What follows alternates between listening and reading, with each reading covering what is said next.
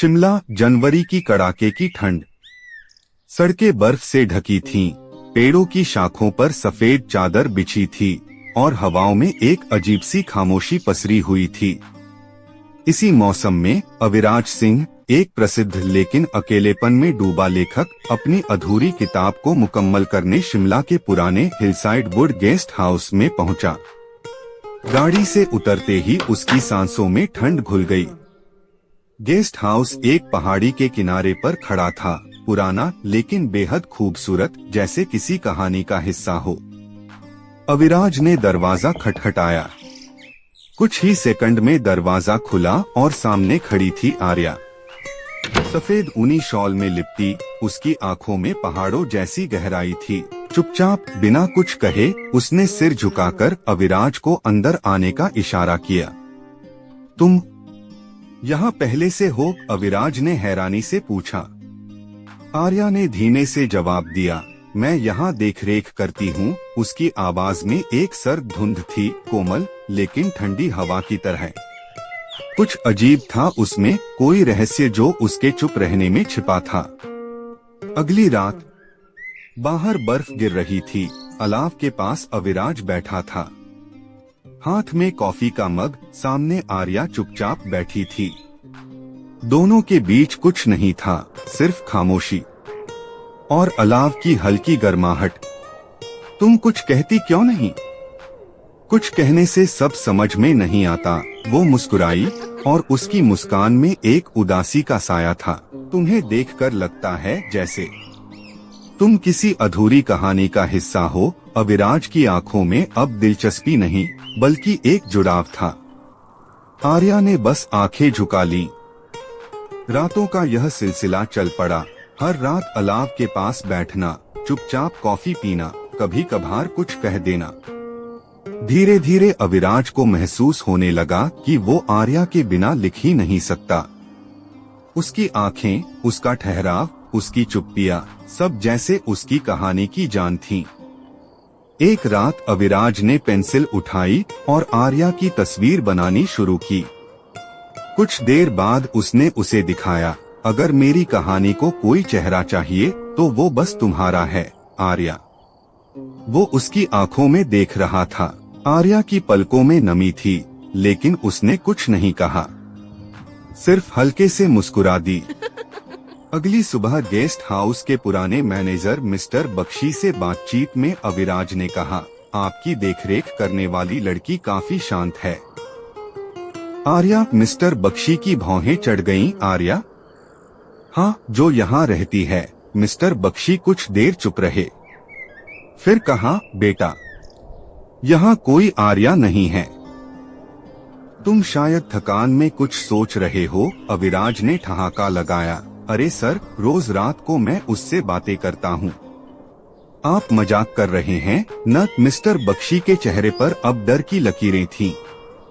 उन्होंने धीमे से कहा, आर्या मेहरा 7 साल पहले इसी गेस्ट हाउस में आई थी।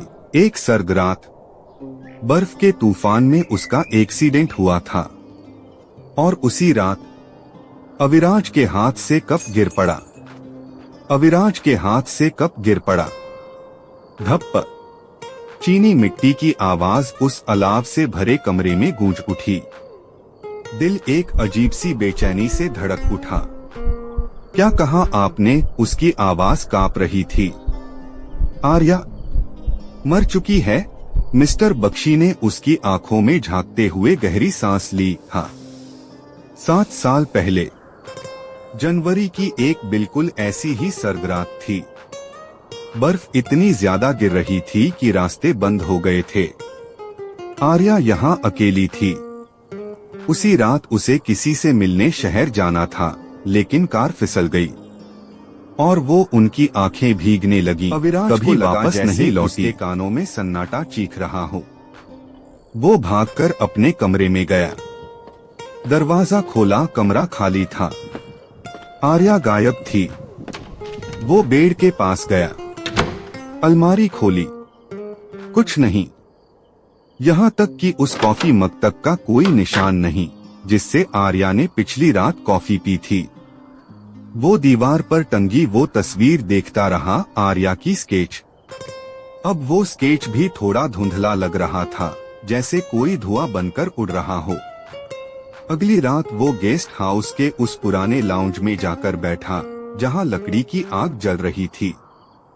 हर कोना ठंडा था, पर उसका दिल, उसमें आग लगी थी। कॉफी बनाई और सामने वाली कुर्सी को एकटक घूरने लगा। आओ ना आर्या, प्लीज एक बार और एक बार बता दो, क्या तुम सच में? उसकी आवाज भीग गई और तभी दरवाजा चर्र से खुला। आर्या खड़ी थी, सफेद ऊनी शॉल में, वैसी ही सर्द मुस्कान लिए। उसकी आंखें बुझी हुई सी थीं, पर उसके चेहरे पर एक नरमी, एक अपनापन था। मैं जानता हूँ अब सब कुछ, अविराज ने धीरे से कहा। फिर भी आए, उसकी आवाज फुसफुसाहट जैसी थी। मैं सिर्फ जानने नहीं, महसूस करने आया हूँ। तुम अब भी यहीं हो और मैं अब तुमसे दूर नहीं रह सकता। आर्या की आंखों में कुछ चमका, शायद एक आंसू या कोई याद। मैं अधूरी हूँ अविराज, एक अधूरी कहानी जो इस जगह से बंधी रह गई। वो बैठ गई। उस रात जब मैं जा रही थी, मुझे किसी से मिलना था। मैं प्यार में थी, लेकिन मैंने कभी कहा नहीं। और फिर अब कह दो, अविराज ने धीरे से उसका हाथ पकड़ा। शायद मेरी कहानी पूरी हो जाए, उसने कांपते हुए होंठ खोले। तुम्हारी कहानी?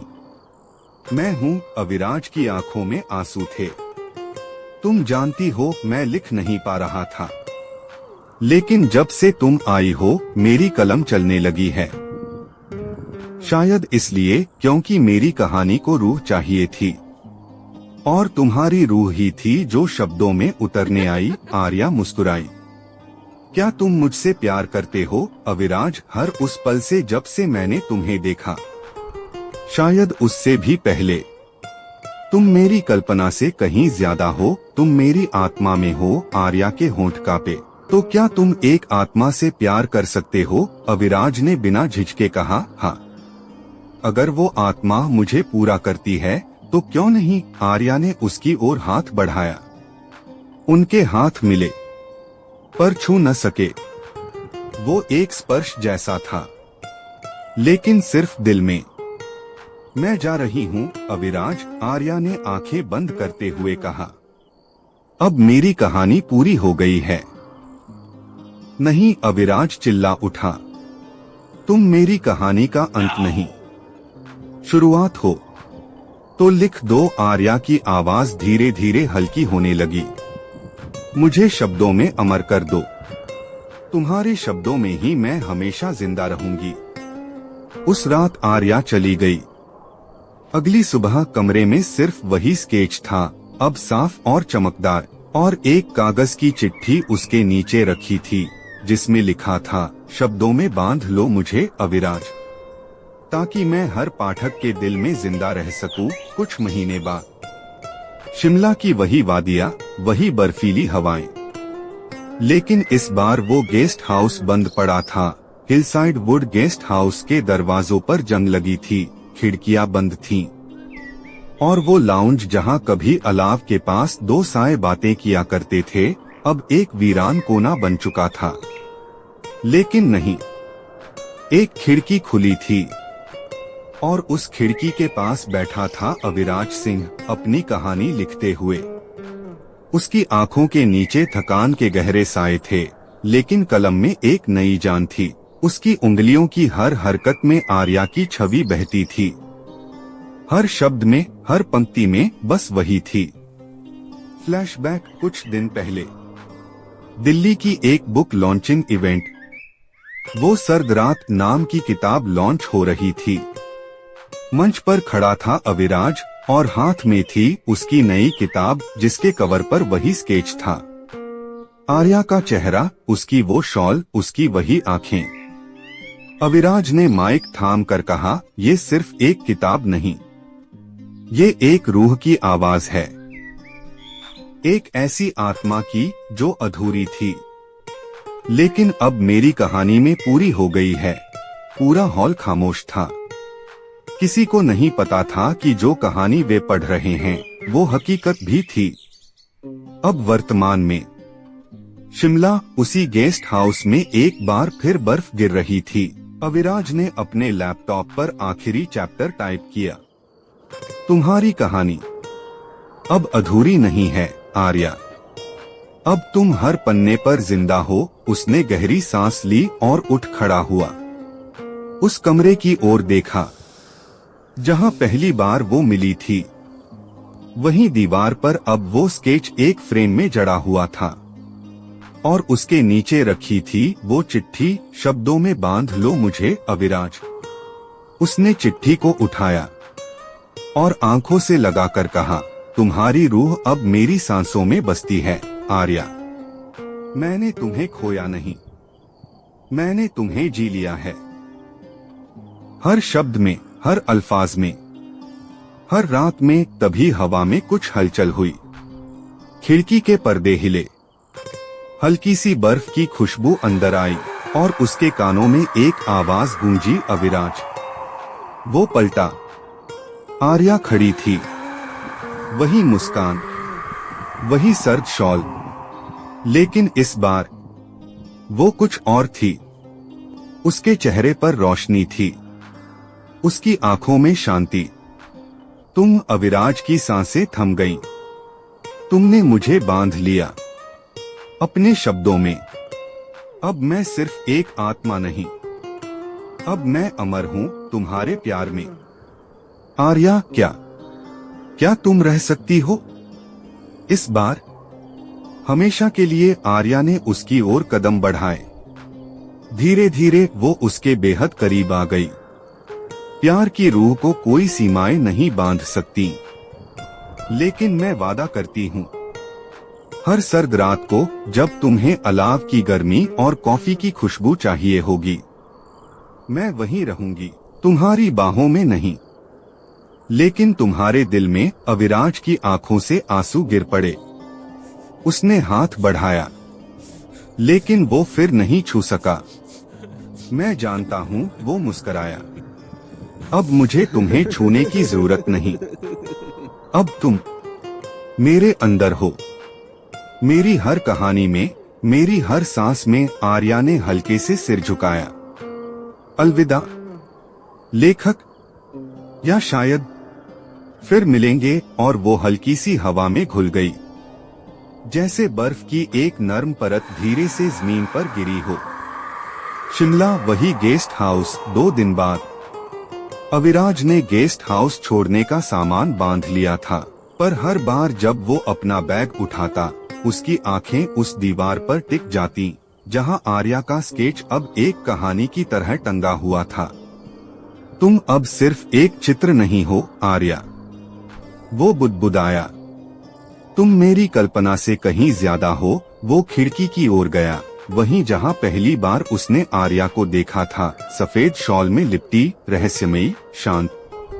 बाहर बर्फ फिर से गिर रही थी, लेकिन अब वो ठंडी नहीं लग रही थी।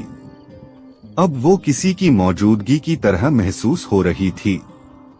अचानक खिड़की की शीशे पर एक उंगली की हल्की लकीर उभरी, जैसे किसी ने बाहर से छू लिया हो। दिल तेजी से धड़कने लगा। आर्या, उसने फुसफुसाते हुए कहा। कोई जवाब नहीं, लेकिन खिड़की के उस पार धुंध में उसे एक छाया दिखाई दी। वही सर्द शॉल, वही नर्म मुस्कान, वही आंखें जो कहे बिना सब कुछ कह देती थीं। वो बाहर दौड़ गया, गेट खोलते हुए जैसे सांसें थम रही थीं। बर्फ में दूर तक कोई निशान नहीं थे, पर एक पतली सी राह बन रही थी, जैसे किसी ने बस अभी अभी वहां से गुजरकर उसकी तरफ देखा हो। और वहां थी वो, एक सुनसान टेरेस पर, जहां गेस्ट हाउस का पुराना घंटाघर था। वहीं खड़ी थी आर्या, वही शॉल, वही मुस्कान। लेकिन इस बार उसकी आंखें चमक रही थीं, जैसे किसी ने उसे नया जीवन दे दिया हो। अविराज आगे बढ़ा, उसका दिल टूट रहा था। या जुड़ रहा था, ये तय करना मुश्किल था। तुम फिर से आई हो, उसकी आवाज कांप रही थी। हाँ, आर्या ने धीरे से कहा, क्योंकि तुमने मुझे शब्दों में बांध दिया है अविराज। अब मैं किसी एक रात का हिस्सा नहीं, तुम्हारी हर सांस में हूँ। क्या मैं तुम्हें गले लगा सकता हूँ? आर्या ने बस मुस्कुराकर सिर झुका दिया। अविराज ने अपने कांपते हाथों को आगे बढ़ाया और इस बार आर्या ने उन्हें थामा। हाँ, थामा। कोई धुआं नहीं, कोई हवा नहीं, बस एक गर्माहट जो आत्मा से निकली थी और आत्मा तक पहुंची थी। तुम अब एक आत्मा नहीं रही, उसने पूछा। मैं रूह हूँ अविराज, पर तुम्हारे प्यार ने मुझे बांध लिया है इस धरती से, तुम्हारे शब्दों से। अब मैं तुम्हारे साथ हूँ। जब तक तुम लिखते रहोगे मैं रहूंगी। तो मत जाने देना मुझे अब, वो उसके बालों में उंगलियां फिराते हुए बोला। अगर तुम चाहो तो मैं हर रात लौटूंगी। हर बार जब तुम अपने भीतर की सर्दी से लड़ोगे, मैं आग बनकर तुम्हारे पास बैठूंगी।